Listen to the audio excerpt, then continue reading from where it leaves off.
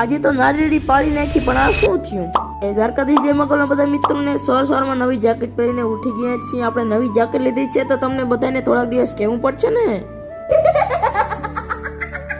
તો ગઈકાલે સાંજે આપણે ઘરે આવ્યા હતા બારોટજી, તો બારોટજીની થોડી ઘણી વાતો સાંભળીને પૌવા બટાકા ખાઈને આપણે નીકળી ગયા સ્કૂલે. A few moments later.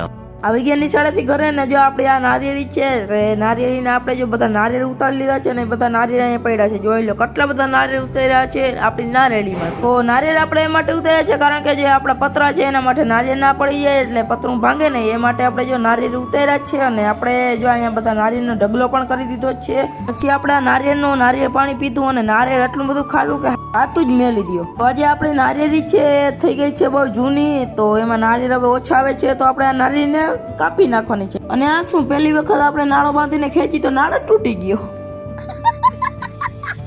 પછી બની તો બીજી વખત નાળો ના ફેર જો નારિયેળ ફાટ દેખીને આવી ગઈ નીચે.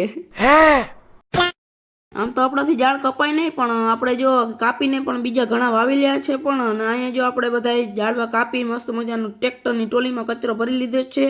તો આ બધું કામ કરતા કરતા પડી ગઈ છે મસ્ત મજાની સાંજ અને આપણે જોઈએ પૂનમનો ચંદ્ર. આજના મિની વ્લોગમાં એટલું, મળીએ બીજા વિડીયોની અંદર. ત્યાં સુધી બધા મિત્રોને જય દ્વારકાધીશ.